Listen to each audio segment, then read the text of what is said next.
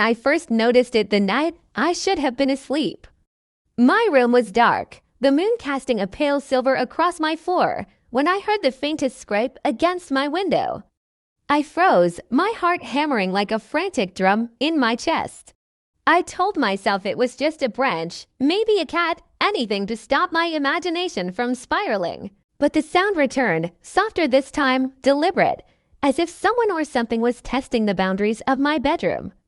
And then I saw the eyes, two piercing and natural amber eyes staring in from the darkness. I swear I could feel them reading me, dissecting every secret I'd buried under my teenage anxieties. My first instinct was to scream, but my body refused to move. The next morning at school, I couldn't shake the image. My math teacher, Mr. Drake, seemed normal enough, but there was something off about him. His movements were too precise, almost elegant, and his gaze lingered longer than necessary.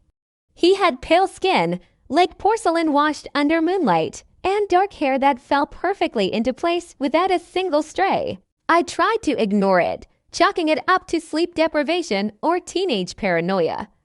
But when he called on me in class, I could feel that same intensity from last night. His amber eyes met mine, unblinking, and I shivered. "You'll understand soon enough," he murmured under his breath as he passed me back my homework, and I blinked, wondering if I had imagined it. Lunch was a blur. My friends chattered about boys and weekend plans, but I couldn't focus. Every time I saw Mr. Drake in the hall, a shiver ran down my spine. He moved silently, almost gliding, and his presence seemed to suck the air out of the space around him. I tried talking to my friend Clara about it, but she laughed and rolled her eyes. "You're overthinking, as usual. Teachers don't have whatever it is you're imagining." I forced a laugh, but even as I said it, I felt it the same sense of danger, a pull I couldn't explain. Something about him was wrong, and I couldn't escape the feeling that I was being watched. That night, sleep came reluctantly. I kept the curtains open, desperate to see if the eyes would return, and they did. But this time, they were closer, almost at the edge of my bed. I could hear my own shallow breathing, my pulse screaming in my ears. I wanted to call for help, to scream, to run, but my limbs were locked in a terror I didn't understand. Then a voice, soft and velvet dark, whispered my name. "You shouldn't be afraid." My stomach dropped. I knew that voice. I had heard it in class, the faint, melodic timbre of Mr. Drake's words. My fear collided with a strange, undeniable fascination, and I realized I was trapped in the gaze of something not human. The following days were worse. Every glance from Mr. Drake was sharper, colder, more penetrating. He seemed to appear wherever I was, in the hallway, outside my classroom, even once when I left the bathroom. My friends started noticing my distracted demeanor, but I couldn't tell them. How could I explain that I thought my teacher was a vampire? I had begun documenting the strange events in a notebook, his eyes in the dark, his movements, the way shadows seemed to cling to him. I even began noticing oddities, the smell of iron, faint but unmistakable, that lingered whenever he passed, and the way the sunlight seemed to bend around him, never fully touching the fabric of his coat. Then came the first real proof. I stayed late one afternoon, pretending to need help with a homework problem. Mr. Drake's office was dim, the blinds drawn tight against the afternoon sun. I asked my question, heart thudding, but he didn't answer immediately. He moved behind me, silent, and I could feel the air grow colder. When he finally spoke, his voice was different, softer, yet edged with a hunger I couldn't describe. "Do you know what I am?" His words dripped with meaning. My throat tightened. "I don't," I stammered. His lips curved into a slow, knowing smile, and in that moment, I realized I had no idea how to escape the person I thought I knew as my teacher. That night, I couldn't eat. I couldn't sleep. I sat by my window, notebook open, scribbling every detail. The fear had morphed into a sharp, obsessive curiosity. Who or what was he? How could he exist in plain sight, blending with humanity so easily? And why had he chosen me? The questions gnawed at my mind, and I began hearing whispers through the wind, fragments of voices calling my name, urging me to look closer, to follow. It felt like a trap, a lure I couldn't resist. I knew my life had changed. There was no returning to ignorance. Then it happened. A shadow detached itself from the darkness of my room and moved with unnatural speed. I didn't scream. I couldn't. I could only watch as Mr. Drake's figure solidified, the amber eyes burning brighter than ever. He was closer than he had ever been, his presence filling the room, suffocating yet intoxicating. "You're ready," he said. His voice was both a promise and a threat. I felt a pull, a craving I didn't understand, and yet every instinct screamed to run. But the door slammed shut behind him, and I realized, with a sickening clarity, that there was no escaping. The truth was here. The monster I had feared all along had found me first. And just like that, the world I thought I knew disappeared, leaving only darkness, hunger, and the terrifying, magnetic pull of a vampire who had been hiding in plain sight waiting for me. The moment the door slammed behind him, my lungs seized. I couldn't move, couldn't even scream. Mr. Drake's amber eyes glinted in the darkness, a predator savoring the thrill of the hunt. His presence filled the room like a living shadow, the air thick with an unnatural chill. I could feel my heartbeat hammering in my ears, loud enough to announce my fear. "You shouldn't be afraid," he said again, but this time it wasn't comforting. It was a warning, a promise of something I couldn't yet understand. My instincts screamed to run, but my body refused. I was frozen, caught in the pull of something both terrifying and magnetic. I finally forced myself to move, stumbling toward the far side of the room, my hand brushing the edge of my desk. Mr. Drake followed, silently, effortlessly, his coat flowing behind him like liquid night. Every step he took seemed perfectly calculated, measured, yet he never rushed. I noticed details that had always been there but now seemed sharper. The subtle curve of his jaw, the shadow beneath his eyes, the way his lips flexed with a predator's anticipation. "Why are you here?" I whispered, more to myself than to him, but he answered anyway. "Because I've been waiting for you." The words sent shivers down my spine. I tried to gather my thoughts, to reason, to find some logic in this impossible moment. "Waiting for me," my voice cracked. "I don't understand." His amber eyes locked onto mine, and I felt exposed. Every secret, every fear, every hidden desire laid bare. "You have a gift," he said softly, "and I am here to guide you before it consumes you." The word gift chilled me to the bone. What did he mean? What could possibly be a gift in a situation like this? Fear churned in my stomach, but beneath it, a strange curiosity simmered, impossible to ignore. I edged toward the window, hoping to find some exit, some way to escape. But the shadows around him seemed to stretch, twisting like black smoke, closing in without any sound. I felt trapped, like a rat in a cage, and yet I couldn't look away. He stepped closer, and I could feel the cold emanating from him, a bone-deep chill that made my teeth chatter. "You're stronger than you realize," he whispered. His voice was hypnotic, pulling me toward him despite my terror. I stumbled back, tripping over my chair, and for the first time, I saw the sharp glint of his fangs, small but unmistakable, peeking from behind his lips. My stomach turned. Why are you my words faltered. How could I even finish the question without sounding insane? He tilted his head slightly, studying me like a scientist examining an experiment. "A vampire," he finished for me, as if reading my mind. "Yes, but not the monster you imagine." "Not yet." The way he said it sent an unfamiliar dread twisting inside me. My thoughts raced. Vampires weren't supposed to exist in the daylight, weren't supposed to walk among humans undetected. Yet here he was, my teacher, standing in my room, a creature of myth and terror. I sank to the floor, my back pressed against the wall, eyes never leaving him. What do you want from me?" The words were barely a whisper. He crouched slightly, bringing his eyes level with mine, and in that instant, I felt the weight of his gaze pressing into my soul. "I want to teach you control," he said, voice soft but commanding. "Your instincts are stronger than most, and soon they will demand release. If you aren't ready, they will consume you, and you will be lost forever." I shivered violently. His words were terrifying, yet I couldn't help feeling a twisted relief. At least he wasn't attacking me yet, or seemed to stretch into eternity as he explained, or perhaps as I imagined he explained, the rules of a life I didn't want. He spoke of hunger, of instincts, of a shadow within me that would grow if left unchecked. Every word dug deeper into my fear, but also into something darker of fascination I couldn't name. I wanted to run, to hide, but I couldn't leave. And then, just as my legs began to regain strength, the sound of the front door slamming in the distance froze me in place. A second presence, someone else, was in the house. He stiffened, his ears twitching ever so slightly. "You're not alone," he murmured, his eyes narrowing. My heart leapt.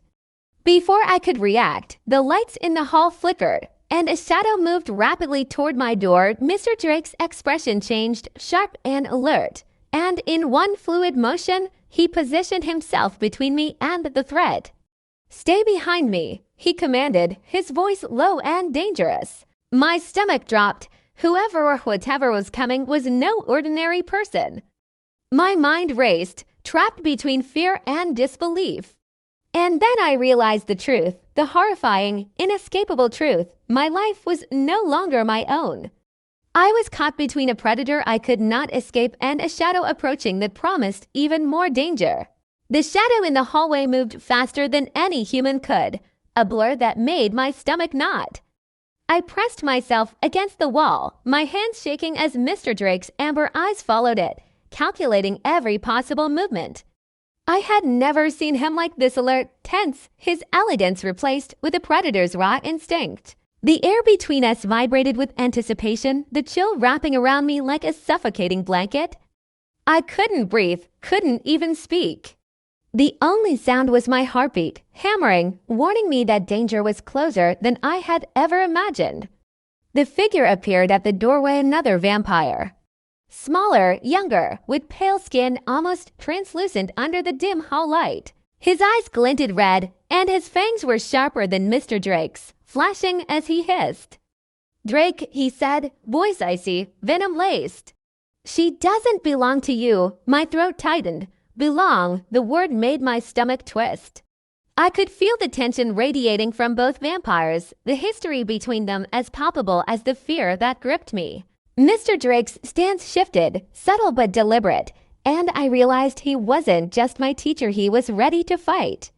"I warned you to stay out of my territory, Lucienne." Mr. Drake's voice was smooth but dangerous, each word dripping with authority.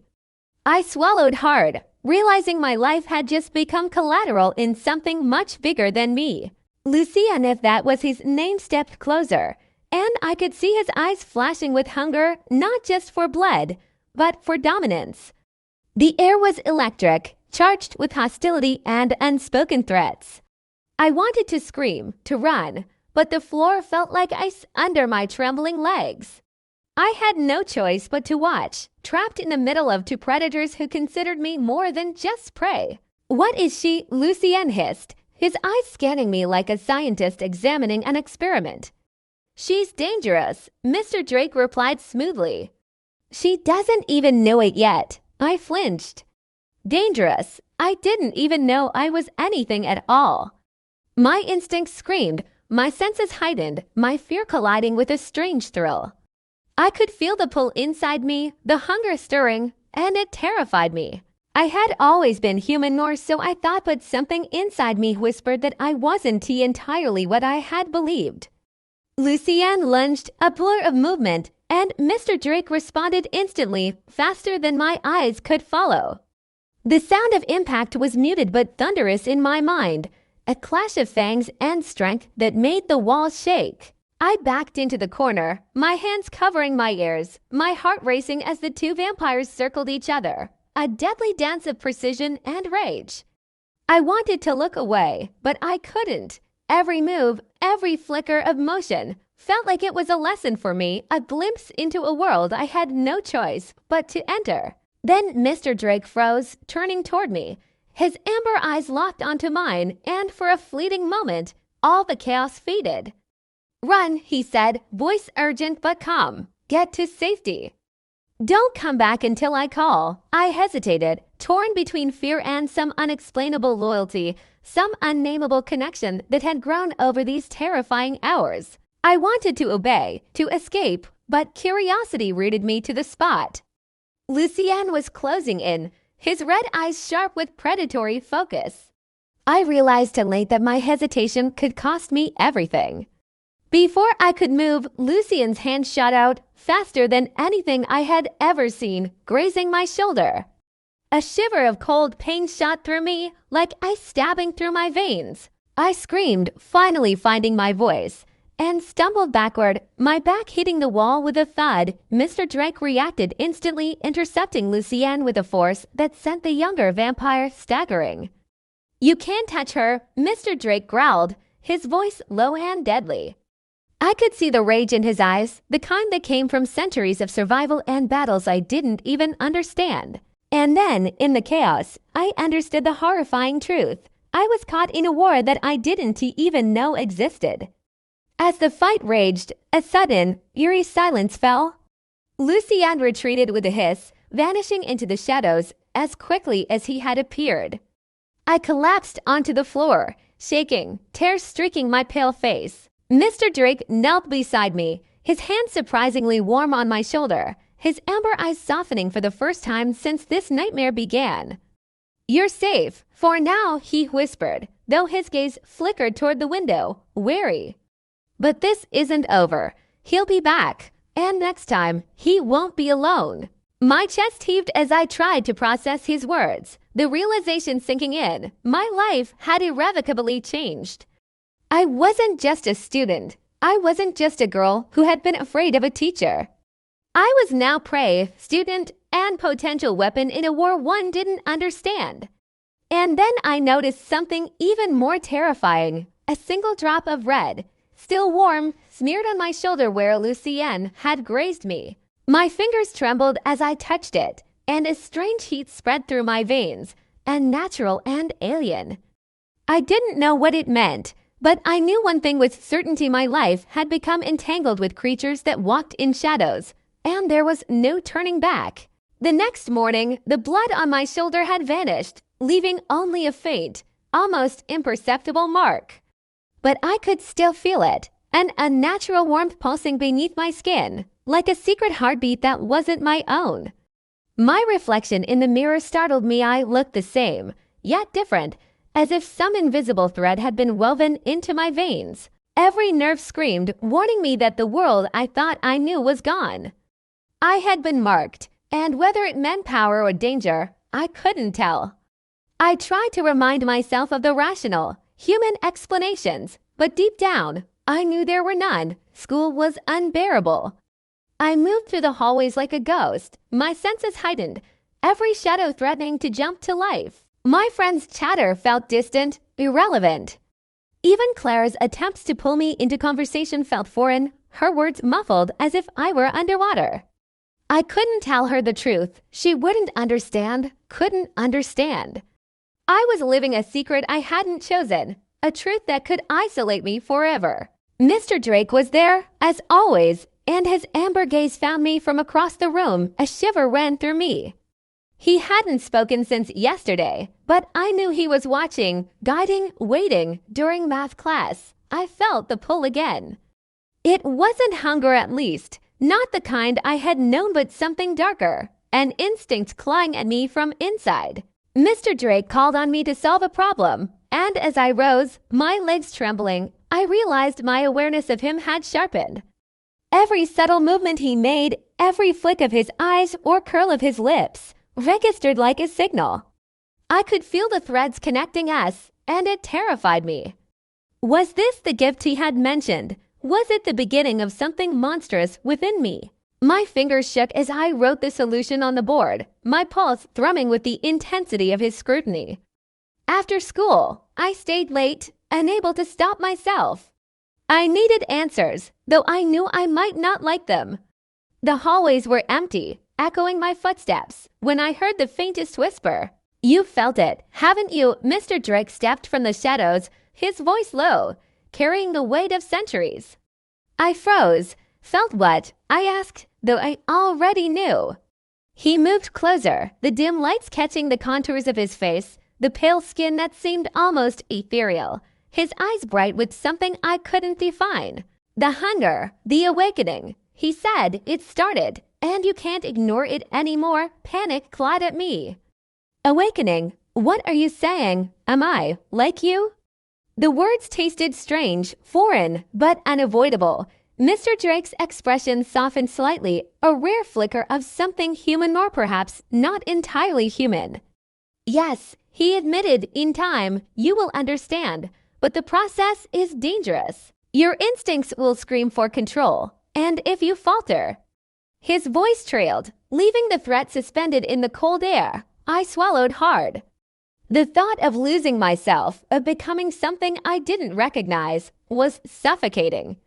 I felt the pull in my veins again, stronger this time, like a tide dragging me toward an unknown shore. Then the warning came. A shadow slipped along the wall behind me, faster than my eyes could follow. My stomach dropped. I wasn't alone. "Lucien," Mr. Drake muttered, his body stiffening, every muscle coiled for attack. I backed away instinctively, the fear rising like bile. "He's testing you," Mr. Drake said, his voice urgent. "He wants to see how far you've come, how much control you really have." "Don't let him provoke you." "Not yet," I nodded, though I barely understood. The air felt charged, almost electric, as if the building itself knew a storm was coming. And then Lucien appeared, his red eyes blazing, moving closer with lethal intent. I felt something stir inside me, stronger than the fear, stronger than my panic. It wasn't hunger, exactly, but a heat, a rush of awareness that sharpened my senses to a frightening degree. I could see every detail of Lucien, the tense muscles beneath his coat, the way his eyes fixed on me like a predator studying prey. I realized, with a shiver of both fear and fascination, that I could fight. Not fully, not yet, but the pull of instinct was guiding me. Mr. Drake's eyes met mine, and in that instant, I understood. He was trusting me, testing me. And if I failed, I wasn't just risking myself, I was risking everything. Before I could react further, Lucien lunged, but this time, I didn't freeze. My instincts surged, and I sidestepped with a speed I didn't know I had. Lucien stumbled past me, shocked, and Mr. Drake moved in, intercepting with deadly precision. The hallway echoed with the clash of predator and predator, fangs flashing, shadows twisting. I watched breathless as the dance unfolded, and then, in a moment that made my heart stop, Lucien's eyes met mine. His gaze was sharp, filled with hunger and curiosity. "You're different," he hissed, voice low and dangerous. And then he vanished, leaving only the echo of his presence, a lingering threat I couldn't ignore. Sleep was impossible. Every shadow in my room seemed to twitch, every whisper of wind a signal I wasn't alone. The events of the past days replayed endlessly in my mind, the amber eyes, the red-dyed intruder, the pull I felt in my own veins. I could still feel the warmth where Lucien had grazed me, a reminder that I was no longer entirely human. My heart hammered, a steady drumbeat of fear and anticipation. Something was coming, I knew it, and I had no idea if I was ready. I didn't even know if I could be. School felt heavier today, each hallway longer, each glance from Mr. Drake carrying weight I couldn't understand. He didn't speak much, but his presence was constant, a silent reassurance that he was watching, guiding, protecting. But even his amber gaze couldn't ease the gnawing fear that Lucien or others like him would return. Every step I took was measured, my senses sharper than ever, picking up the smallest movements, the faintest sounds. I was aware of my heartbeat, of the pull inside me, of something that demanded control. The awareness was exhilarating and terrifying all at once. During class, Mr. Drake's lessons felt like more than math. Each glance he gave, each subtle instruction, was a test, a lesson in control I didn't fully understand. My instincts were changing, sharpening, making me aware of him in ways I couldn't explain. I could feel the threads connecting us, not just as teacher and student, but as something darker, something primal. I didn't want it, and yet I couldn't deny it. My hands shook as I worked through problems, my mind split between normal teenage thoughts and something deeper, darker, alive inside me. After school, I waited, I didn't know for what, but the tension had grown too heavy to ignore. I found myself outside the abandoned warehouse he had warned me about, the place Lucien had chosen as his territory. My instincts screamed at me to run, to hide, to call for help, but I couldn't. Something had changed in me. I was curious, drawn toward danger like a moth to flame. And when I saw him emerge from the shadows, Mr. Drake, every fear I had melted into a sharp, focused awareness. He looked at me, his expression unreadable. "It begins tonight," he said, voice low and deliberate. Lucien appeared almost immediately, emerging from a side alley, eyes glowing red in the darkness. My pulse jumped, and I felt the rush of something inside me, something dangerous and untamed. Mr. Drake stepped in front of me, shielding me, his amber eyes blazing. "Remember what I taught you," he said. "Control. Focus. Fear is your enemy." Lucien sneered, circling, like a predator testing its prey. "She's mine," he hissed, and the air thickened with the tension of a storm. I wanted to step back, to hide, but the pull of my instincts kept me rooted, sharp, ready. The fight began. Lucien lunged, and Mr. Drake intercepted with inhuman speed, fangs flashing. Shadows twisted, the cold of the night wrapping around us like a living thing. I felt the heat inside me rise, a mixture of fear, adrenaline, and something I couldn't name. My hands moved on their own, guided by instinct, dodging, anticipating, reacting faster than I thought possible. Each movement was a revelation. I could feel power in me I had never known, and terror mingled with exhilaration. I was no longer just a human girl. I was something in between, something evolving. Lucien struck again, and I realized he was testing me, not just Mr. Drake. Every move he made was designed to provoke me, to awaken something inside that I wasn't ready to face.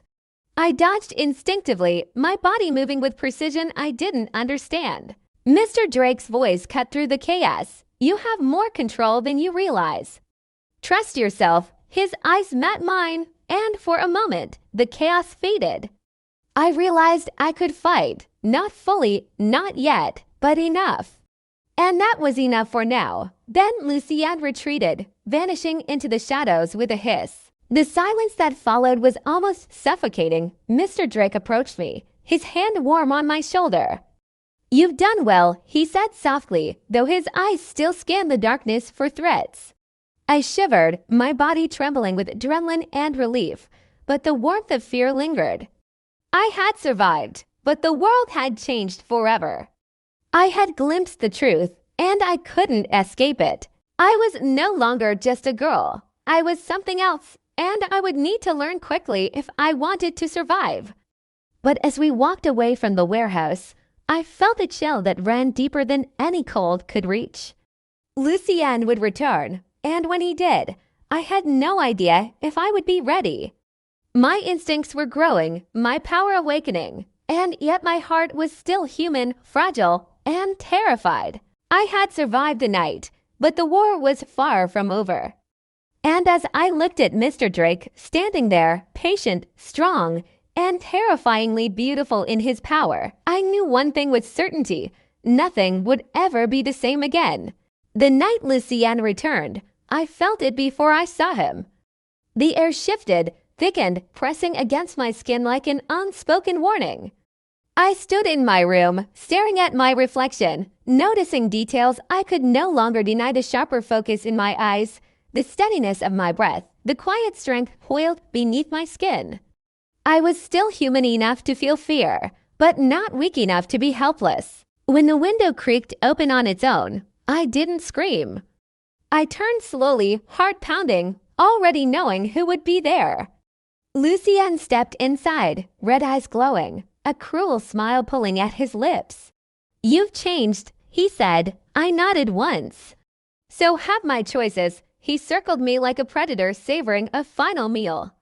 "Drake has been lying to you," Lucien whispered. "You're not a student. You're bait." The words cut deep, slicing straight into the doubts I had tried to bury. For a moment, fear wavered inside me, but then I felt it, the steady presence I had come to recognize. Mr. Drake emerged from the shadows behind Lucien, his amber eyes calm, controlled, dangerous. "That's enough," he said. Lucien laughed softly, still pretending to protect her. My chest tightened, not with panic, but with resolve. Whatever the truth was, I was done being silent, done being dragged through fear without answers. Lucien struck first, faster than before, but I moved faster. My body reacted without hesitation, dodging, countering, staying just out of reach. The power inside me surged, not wild, not consuming, but focused. Controlled, Mr. Drake joined the fight, his movements precise, each strike deliberate. I realized then what he had truly been teaching me all along: not obedience, not dependence, but survival. Lucien growled in frustration, his attacks growing reckless. "You were supposed to break," he hissed at me. "You were supposed to belong to the darkness." I met his gaze, unflinching. I choose who I become. The battle ended not with blood, but with fear. Lucien stumbled back, wounded more in pride than body, realizing too late that he had lost his advantage. "This isn't over," he warned, retreating toward the window. Mr. Drake didn't chase him. He didn't need to. The message was clear. Lucien vanished into the night, his presence dissolving like smoke. Silence followed, heavy but final. I exhaled slowly, my knees threatening to give way, adrenaline still buzzing beneath my skin. I was alive. I was standing. And for the first time since this nightmare began, I felt in control. Mr. Drake turned to me, studying my face carefully. "You handled that well," he said. I searched his expression for lies, for manipulation, but found none. "You knew this would happen," I said quietly. He nodded. "Yes, the honesty surprised me." "But you also knew you could survive it." I swallowed hard. "Am I like you?" He shook his head. "Not entirely.